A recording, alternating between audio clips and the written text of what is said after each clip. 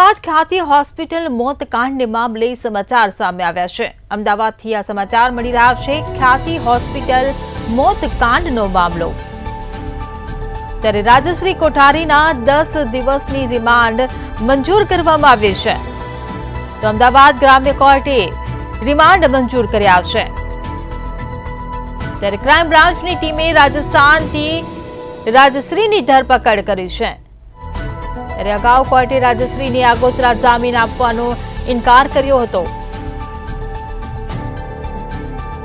ત્યારે અમદાવાદ ખ્યાતિ હોસ્પિટલ મોતકાંડ મામલે રાજશ્રીની ધરપકડ કરવામાં આવી છે। તો રાજશ્રી કોઠારીના 10 દિવસની રિમાન્ડ આજે મંજૂર કરવામાં આવી છે। તો અમદાવાદ ગ્રામ્ય કોર્ટે રિમાન્ડ મંજૂર કર્યા છે। જોકે ક્રાઇમ બ્રાન્ચની ટીમે રાજસ્થાનથી રાજશ્રીની ધરપકડ કરી છે। ત્યારે આજે કોર્ટમાં રજૂ કરાતા રિમાન્ડ મંજૂર થયા છે। અગાઉ કોર્ટે રાજશ્રીને આગોતરા જામીન આપવાનો પણ ઇનકાર કર્યો હતો।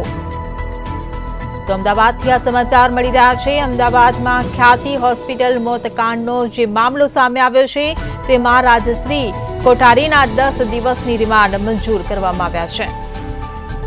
ત્યારે સંવાદદાતા મિત રાઠોડ આપણી સાથે ફોન લાઈન પર જોડાઈ ગયા છે। જે મિત, ખ્યાતિ હોસ્પિટલ મોતકાંડ મામલે રાજશ્રી કોઠારીના 10 દિવસના રિમાન્ડ મંજૂર કરવામાં આવ્યા છે, શું કહેશો?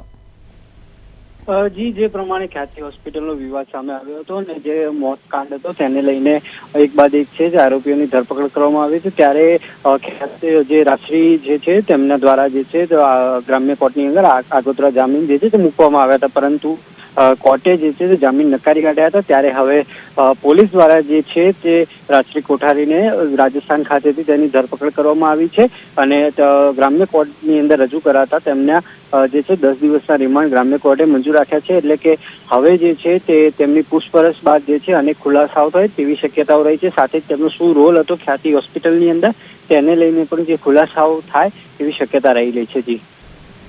જી મિત, સમગ્ર માહિતી બદલ આભાર।